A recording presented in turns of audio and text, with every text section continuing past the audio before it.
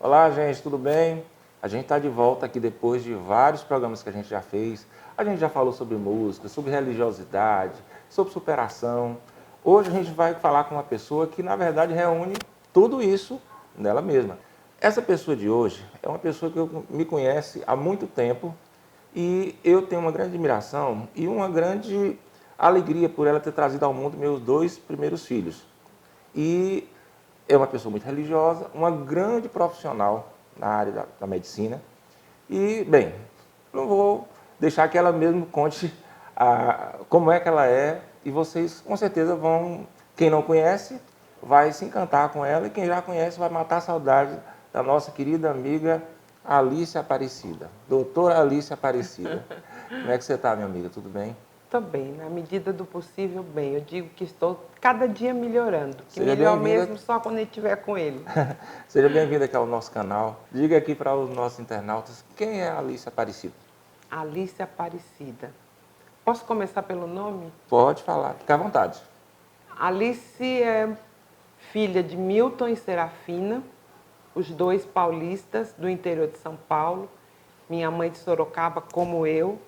Meu pai de Tietê, também uma cidade do estado de São Paulo. E meu nome foi escolhido, Alice, depois de 4 abortos que minha mãe teve. E Alice era o nome da minha avó paterna. O Aparecida foi uma promessa que a minha mãe fez, de que eu teria o nome de Nossa Senhora Aparecida, Nossa Senhora ajudando com que ela tivesse esse filho. Minha avó brincava muito, que dessa vez eu tinha segurado em todos os lugares da mamãe para me manter viva e chegar a ser o bebê que ela tanto sonhou. Sou filha única, cresci nesse meio deles, para espanto de muitas pessoas. As pessoas pensam sempre que, por você ser negra, você viveu sempre nos lugares piores, né, da sociedade.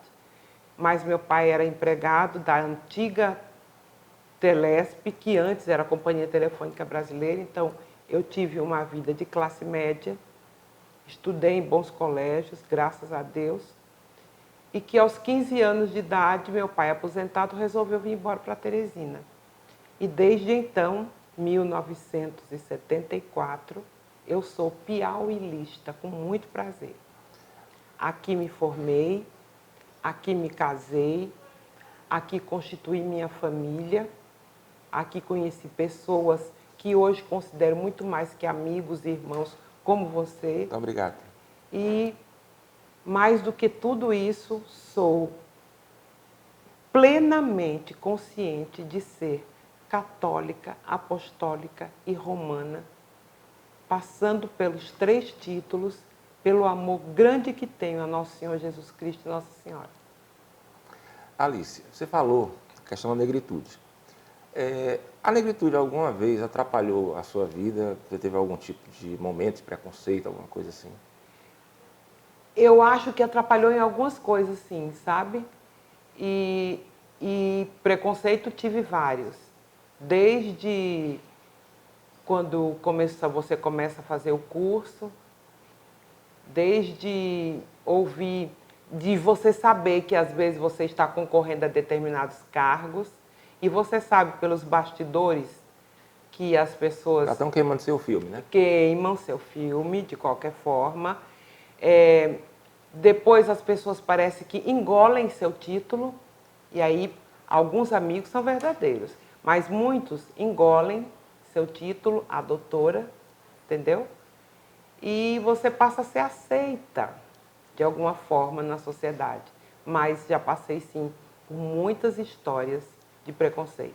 Tem uma história que você me contou certa vez, que num determinado hospital aqui de Teresina, a pessoa estava esperando para falar com a doutora e você chegou. Me conta essa Exatamente. história aí, como é que É foi? muito engraçado.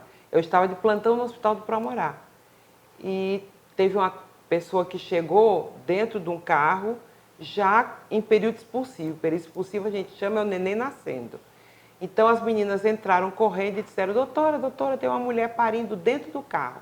Eu tinha 2 técnicas extremamente competentes de plantão comigo nesse tempo. Era a Juscelene e a Luísa. E elas foram comigo lá para fora, já carregando todo o material de parto. Quando eu cheguei, era uma Belina daquelas antigas. Eu entrei no carro e disse para a mulher que ela tivesse calma, foi na porta do hospital mesmo, que ela tivesse calma, que eu ia fazer o parto dela. Ali eu fiz o parto dela, as meninas recolheram, trouxeram a paciente para dentro, e quando a pessoa vai para ser atendida na urgência, ela recebe um papelzinho branco. E tinham algumas pessoas ali sentadas. Aí eu disse, quem está aqui para ser atendida, por favor, me acompanhe para ver se eu tirava daquela confusão, porque parou gente no meio da rua, no ônibus, aquela monte de gente. Eu trouxe as pessoas para dentro. Aí eu terminei de atender todo mundo, voltei lá para fora e disse, tem mais alguém para ser atendida? E me dirigi a telefonista, olha, eu vou entrar, eu tenho 2 cesarianas e 2 curetagens para fazer. Eu estava de plantão sozinha, sabia que ia demorar. Aí eu disse, enquanto eu estiver assim, a senhora não receba ninguém. Aí tinha uma senhora sentada com papel branco na mão, de consulta. Ela disse, eu perguntei à senhora, ela disse, meu negócio é outro. Aí eu entrei, fiz as 2 cesarianas, descrevi, mediquei, fiz as 2 curetagens, descrevi, mediquei. Quando eu estava fazendo a última prescrição, o telefone tocou. Doutora, já tem uma senhora aqui há muito tempo esperando pela senhora. Eu disse, mas eu não lhe pedi que não colocasse ninguém à espera enquanto eu estivesse no centro cirúrgico, mas ela está aqui desde a hora que a senhora entrou. Eu não entendi, porque eu tinha já atendido todo mundo, né? Eu voltei lá fora. Quando eu cheguei à porta, era a mesma senhora com um papelzinho branco. Eu estava com a roupa verde, que é a roupa que a gente usa na sala de parto. E às vezes, quando sai do centro cirúrgico, você fica com aquela roupa, que é a roupa de batalha, a roupa do trabalho, do dia a dia. Aí eu disse, mas é a senhora? Eu não conversei com a senhora, que a senhora, que eu ia atender todo mundo, e lhe perguntei, a senhora disse que o negócio da senhora é outro, ela disse para mim, eu não vou mentir. Eu vim aqui para falar com o médico. Aí eu olhei para a senhora, não era branca, não era homem, e não estava de branco, não era médico. Aí eu disse para ela, pois para sua decepção, eu sou a única pessoa de plantão. Por favor, entre que eu vou atendê-la. Dispensa comentários, né? E assim, as meninas ficaram, doutora, a senhora, como é que pode? Por que a senhora, era coisa de processo, minha filha? Como é que a gente vai discutir com uma pessoa que você vê que não tem um nível para entender isso? Eu acho que mais feio do que ela fazem os que têm níveis educacionais e institucionais maiores, mas que lhe tratam ainda como uma pessoa inferior. Você tem esperança que esse quadro de preconceito que ainda reina no Brasil... Não tenho esperança, não. Eu acho que a gente já fez muita coisa. Acredito que as pessoas continuem fazendo, mas continuo acreditando que os títulos e o dinheiro é que mascara tudo. Esse país é falso. Você falou a respeito do parto que você fez no carro, na frente do hospital. Sim. Deve ter sido um dos momentos da sua carreira de médico obstetra mais impactantes, mais bonitos, vamos dizer assim. Mas você deve ter passado por outros momentos bem diferentes, bem distintos, em que você de repente perdeu alguém. Como foi lidar com essa perda, a sua primeira perda como médica? A minha primeira perda como médica, me lembro demais, foi no Hospital Casa Mater, quando a Casa Mater ainda tinha obstetrícia. E eu, naquele tempo, ficava só o obstetra realmente de plantão, não ficava médico para receber o bebê. O anestesista tinha que fazer, às vezes, de neonatologista e de anestesista. E eu tive uma paciente que o período expulsivo dela demorou para acontecer. Corrimos com ela para o centro cirúrgico. E, infelizmente, esse anestesista já faleceu também. E eu, durante a cirurgia, eu tirei o bebê nasceu ruim, ele foi cuidar do bebê, e eu notei, quando estava dando os pontos, que o sangue estava escurecido. Aí eu me virei para ele e disse, fulano, o sangue dela está muito escurecido, está acontecendo alguma coisa? Ele virou para ela, ela tinha parado também. Então eu perdi mãe e filho. E o que mais me doeu ainda foi quando eu saí do centro cirúrgico, que quis falar com a mãe dela. E a mãe dela veio me consolar. Sabe aquela história da pessoa humilde? Ela disse para mim, eu sempre soube que essa minha filha ia ter um fim triste, doutora. Aí ela quis falar da vida, da filha, e eu fui ficando pior ainda de ver o consolo daquela mãe, achando que tinha sido obra de Deus, tudo aquilo que tinha acontecido, que eu não me culpasse. Então, quando terminou o plantão, eu não conseguia voltar para casa. Eu coloquei 3 das meninas que estavam de plantão comigo, fui deixar cada uma na casa delas, porque eu precisava andar. Eu precisava andar. E quando voltei para casa, passei 4 semanas sem conseguir entrar no Hospital Casa Mata para dar plantão. Durante esse teu período na medicina, que já dura aí de 83 para cá... De 83, exatamente. Eu estava na sua formatura, eu lembro. Festa muito boa, por sinal. Desse período, você precisou de tratamento psicológico, psiquiátrico, para combater esse tipo de situação difícil, assim? Não, a minha religiosidade me faz superar essas coisas. Vamos já falar da religiosidade. Quando dificilmente hoje até não existe mais, mas há um tempo atrás ainda existia confissão comunitária. Sim. Mas quando eu cheguei aqui em Teresina, eu fui estudar no Colégio Diocesano. Eu estudei lá. Então eu me confessei muito com o Padre Florencio, que foi durante muito tempo meu confessor. E depois que me confessei muito com o Padre Carlos Wagner, com o Padre Antônio Cruz, com o Padre Tony Batista, e quem tem me acompanhado ultimamente é o Padre Newton. E eu sempre, é o que me fortalece, é a fé. Qual foi o não mais difícil que você já teve na sua vida? Engolir esse não. O não mais difícil que eu tive na minha vida, eu acho que foi quando me disseram que minha mãe não ia sobreviver. E a gente passa por uma situação em que você se sente impotente. Como é que você é médico e você não consegue fazer com que sua mãe sobreviva? Mas ela me disse algumas coisas antes de partir. Primeiro, ela me disse que estava indo.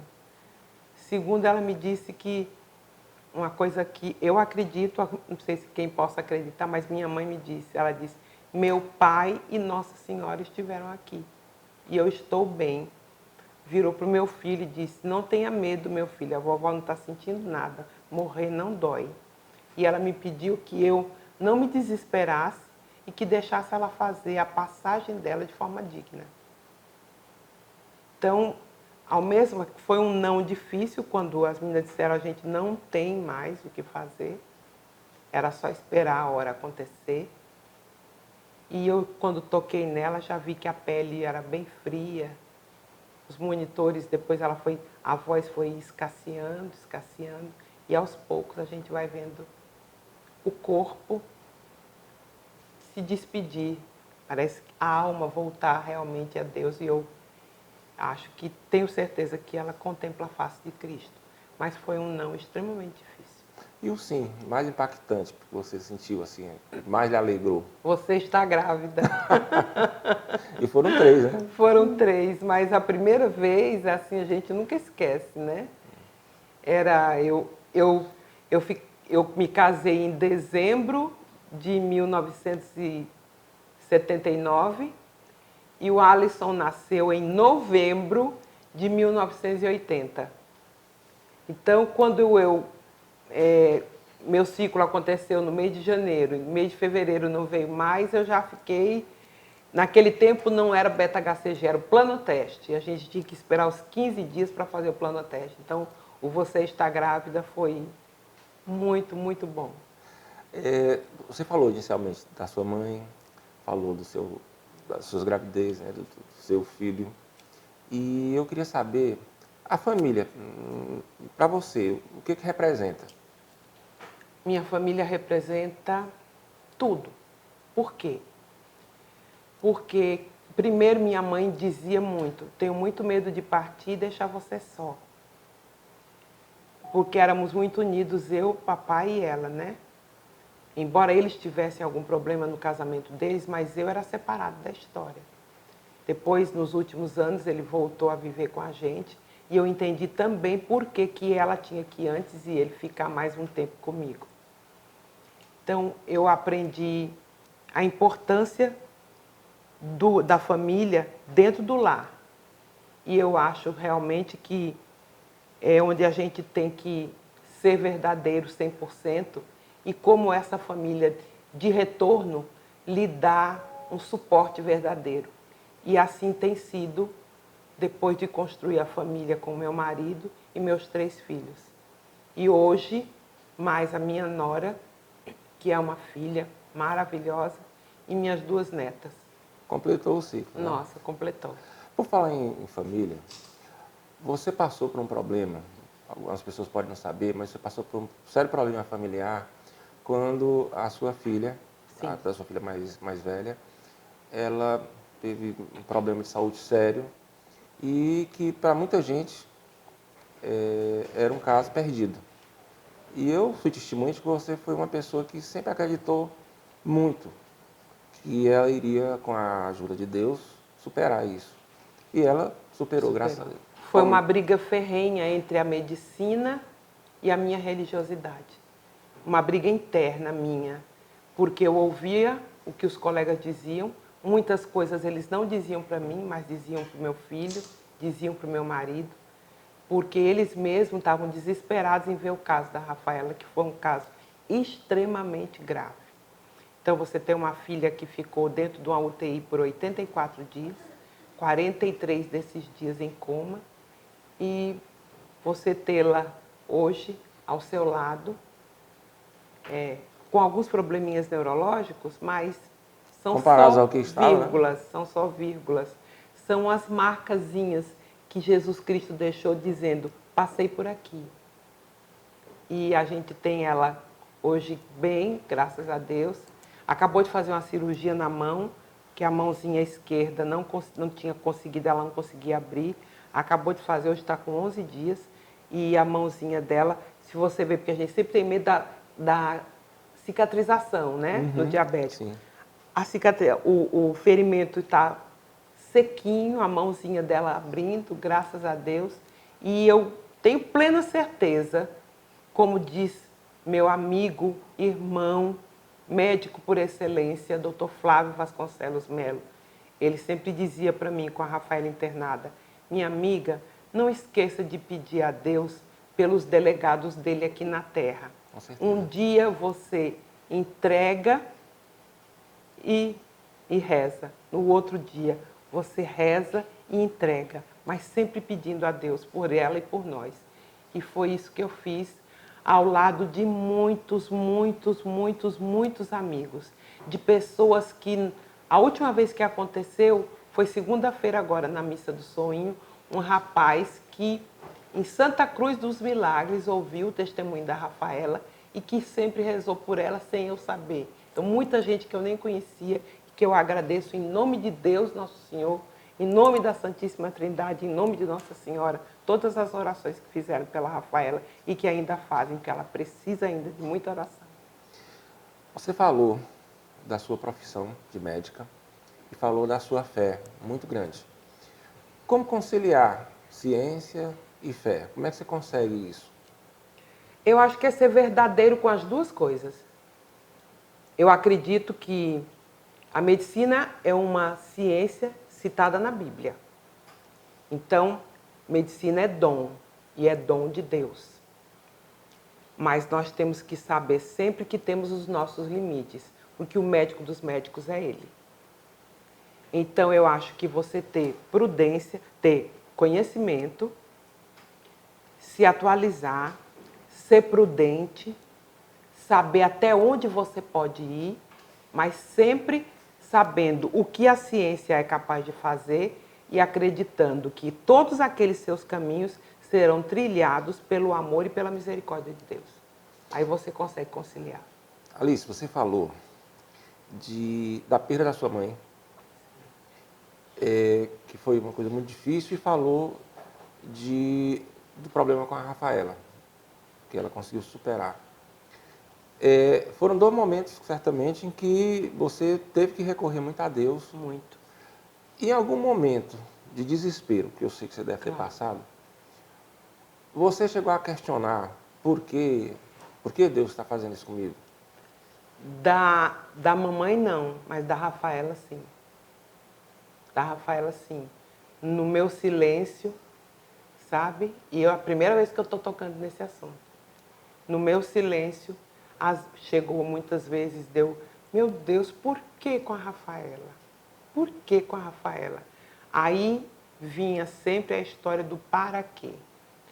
E a Rafaela, durante esse período em que ela esteve muito doente, a Rafaela fez um crescimento espiritual muito grande dentro de casa.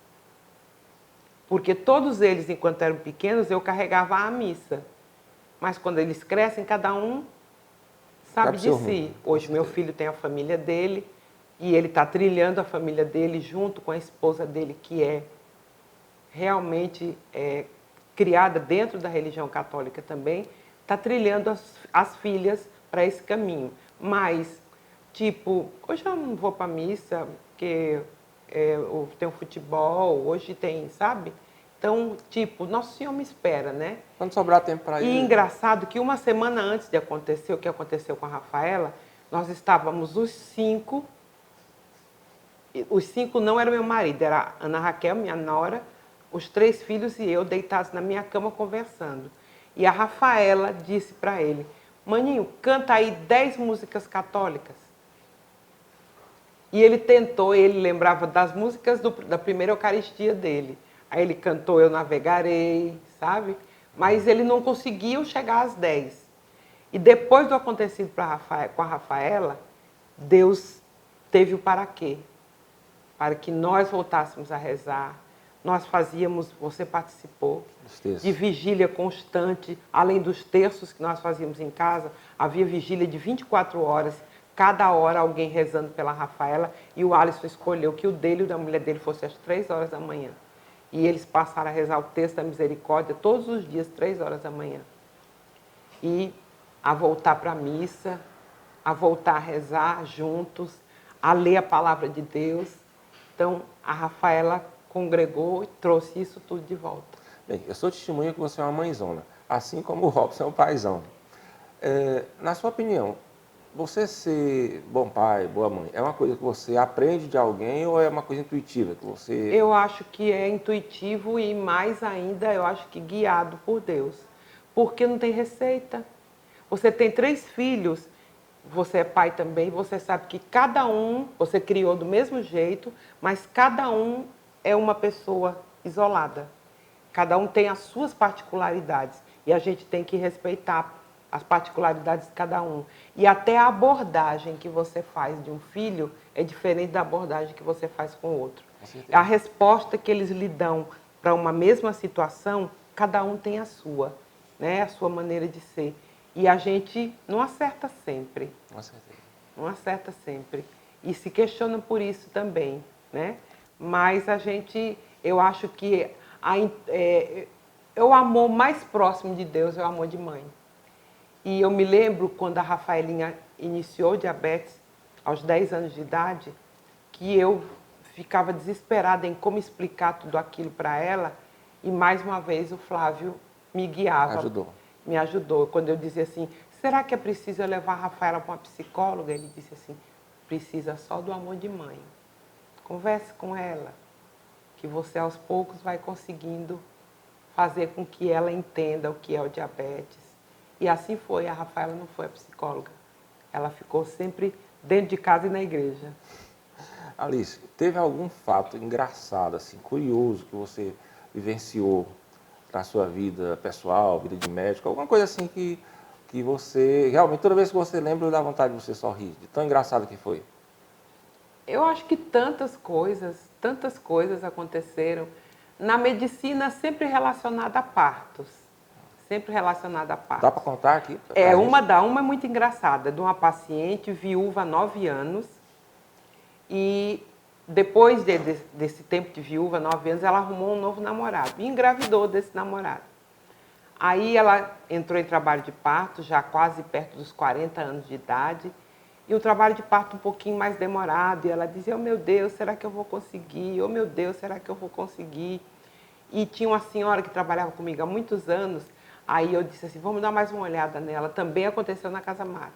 Aí eu examinei-a e disse para ela, tenha paciência, já está pertinho o seu bebê, a gente já consegue tocar a cabecinha dele bem baixa. Aí essa pessoa que trabalhava comigo disse assim, ele é até careca. Aí a grávida, né, a parturiente, disse assim, meu Deus, e puxa pro falecido. Realmente veio, Meu Deus, puxa veio pro lá. falecido. É a inocência, né, de uma pessoa nesse sentido. Com E certeza. inúmeras outras coisas a gente vê durante a medicina. E eu tenho um fato bem curioso com relação a fazer partos de forma diferente.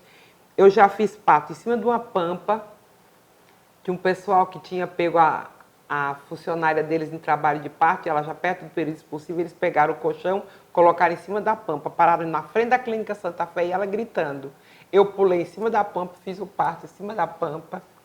Fiz uma vez na esquina da Evangelina Rosa, que um senhor chegou correndo dentro da maternidade, gritando que ele tinha vindo de bicicleta. Quando chegou na esquina, que tem um prédio na esquina da Evangelina Rosa, ele disse, ela não aguentou mais, eu botei ela na calçada. Nós saímos correndo, fizemos o parto na calçada. E todos com muito sucesso. Graças a Deus. E teve o da caminhada da fraternidade. Teve? Em 2003 eu fiz um parto na caminhada da fraternidade. De uma pessoa que vinha de Altos e quando ele pegou a avenida daquele jeito, ele não sabia por onde entrar, num táxi, ela atrás, e aí quando chegou na frente do Colégio das Irmãs, disseram para ele passar o canteiro. Aí um colega da igreja, né, do Encontro de Casais, e que hoje é secretário municipal, ele disse, Alice, Alice, tem uma mulher parindo. E todas as vezes que os meninos disseram assim, quando a Alice não quiser vir, vocês dizem, tem uma mulher parindo que ela vem rápido. Aí quando ele disse, tem uma mulher parindo, eu disse, já vai começar? Ele disse, não, é verdade. Aí o carro parou, eu vi que a mulher estava parindo dentro do carro. Eu pedi para a pessoa que estava com ela sair, entrei, foi um momento extremamente emocionante. Eu entrei no carro para fazer o parto dela e disse para ela, não se preocupe que eu sou obstetra, a senhora não vai sofrer nada, eu vou fazer seu parto. As mulheres que estavam, isso foi em frente ao Ministério do Trabalho, ali, aquela secretaria do Ministério do Trabalho. Aí, mulheres que estavam ali, era o ano que eles estavam homenageando os idosos, a terceira idade. Então, elas cobriram o carro, abraçando para não expor demais a mulher, só mulheres. Aí eu fiz o parto, tirei o bebê, era uma menina que foi batizada de Maria Alice. Aí pediram que eu mostrasse o bebê, eu mostrei, aí a ambulância do SAMU encostou, eu coloquei a paciente no carro, liguei para a Evangelina Rosa avisando, eu não tinha luva, nada, mas avisei a Evangelina Rosa que estava caminhando a paciente, porque tem que fazer o que a gente chama de revisão de parto, saber se estava tudo ok com a paciente, né? A neném foi em cima dela e eles foram para a Evangelina Rosa. E de lá eu fui até o prontomédico que fica ali atrás para lavar minhas mãos, as meninas assustadas. Doutor, o que é isso? Sua mão toda suja de sangue. Eu disse, eu acabei de fazer um parto, ninguém acreditava. E quando eu voltei, encontrei meu pai e minha mãe com as duas mãozinhas, os dois, as quatro mãos, né? Assim, abraçados e trêmulos. E eu disse, o que foi que aconteceu? Aí eu me lembrei que eles nunca tinham me visto trabalhar. Aí o papai já estava chorando, e a mamãe disse, eu tive tanto medo que acontecesse alguma coisa e as pessoas partissem para cima de você. Zelo de mãe, né? Zelo de mãe. Alice, se você pudesse, se Nosso Senhor lhe permitisse um minuto da condição dele de onipresente, onisciente, para você fazer o que você quisesse pelo mundo, o que você faria? O que eu faria eu acho que eu não faria uma coisa só. Em primeiro lugar, eu gostaria de ver a unificação das igrejas. Que todo mundo acreditasse e pensasse da mesma forma no mesmo Deus, o Deus verdadeiro. E dessa forma não apontassem Nossa Senhora como a Virgem Santíssima, não deixassem de apontar. Então, eu gostaria da unificação das igrejas. Eu acho que dessa forma nós seríamos seres melhores, menos questionadores, mais harmoniosos, mais benevolentes, conscientes da dor do outro. Eu acho que isso é um sonho, que é um projeto de Deus, que acho que eu tenho um pedacinho também dessa vontade. E gostaria de ver a unidade das famílias também, sabe? Que a gente pudesse trabalhar dentro de uma família sabendo que todos viviam em harmonia, que não houvesse interferência do álcool, do fumo, das drogas, das separações. Eu não queria que isso acontecesse. Da mesma forma que eu acho que eu gostaria que dentro da medicina os médicos lembrassem que não são semideuses. Tem uma coisa que se diz muito, que quando a pessoa está fazendo o curso de medicina, ela pensa que é Deus. E depois que ela se forma, ela tem certeza. Eu não gosto desse adágio. Eu acho que a gente tem que realmente ter bom senso, saber exatamente até onde pode colocar a mão e entender que muitas vezes os fracassos acontecem, mas é Deus mostrando as suas limitações. Então, que a medicina e a ciência se aproximassem mais. Agora eu tenho uma surpresa para você, sabia? Ah, tá. Você vai cantar. Muita gente Eu não gosto sabe, muito. você não sabe que muita gente não sabe que você Evaldo tem uma Batista, está escutando? Nós precisamos voltar a cantar. Olha, eu até trouxe aqui meu violão para a gente cantar um pouquinho uma música que eu sei que você canta muito bem. Oh, minha Senhora e também minha mãe, eu me ofereço inteiramente toda a vós e em prova da minha devoção eu hoje vos dou meu coração. Consagro a vós meus olhos, meus ouvidos, minha boca, tudo o que sou, desejo que a vós pertença, incomparável Mãe. Guardai-me, defendei-me, como coisa e propriedade vossa. Amém. Como coisa e propriedade vossa. Amém. Não tenho medo de ser coisa de Nossa Senhora, como diz a letra primeira da música, porque você, como diz o Padre Toninho, mexendo o dedo mindinho para Nossa Senhora, ela sabe exatamente o que você precisa e o que você quer. Alice, eu passaria horas aqui conversando com você, mas a gente infelizmente vai ter que encerrar aqui a nossa conversa. Eu queria só que você desse uma mensagem para quem estiver nos assistindo e de antemão já agradecer por esse momento. Eu é ímpar. que agradeço, Walter Henrique. Eu posso dizer a vocês que conheço o Walter Henrique desde menino.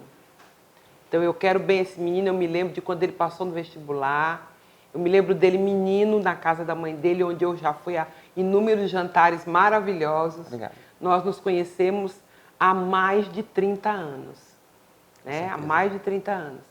Então eu agradeço por você ter tido essa iniciativa, isso é a sua cara, você é empreendedor, você é inteligente e você, eu tenho certeza que, pelo que você disse que fez anteriormente, você sempre quer mostrar neste seu canal a sua verdade como profissional, mas a sua verdade religiosa também.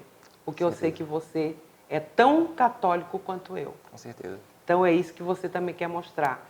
Então eu agradeço a você por essa sua verdade e convido a todo mundo de fazer parte desse canal no YouTube do Walter Henrique, porque eu acho que esse menino ainda vai trazer-nos inúmeras surpresas, inúmeras delícias, para que a gente possa lembrar um do outro, falar da sua verdade e falar de Deus, que é realmente o dono de toda essa história. Que Deus te abençoe. Alice, muito obrigado, minha querida. Viu? Obrigada a você, maravilhoso conversar Walter com Henrique. você. Muito obrigada. Olha, gente, eu agradeço mais uma vez a atenção de todos vocês e já fica o convite para os nossos próximos encontros. Agora, antes de mais nada, claro, não podia deixar de agradecer a terna companhia do meu querido amigo Fontenelle Brito, que me veste aqui toda semana nos nossos vídeos. Eu conversei hoje com a nossa querida amiga Alice Aparecida Próxima semana a gente vai estar conversando com outra pessoa também interessante, mas por hora a gente fica aqui, seguindo por aí, jogando conversa fora. Jogando conversa fora, cultura que não tem hora, palavra que o vento ecoa e espalha e faz a história.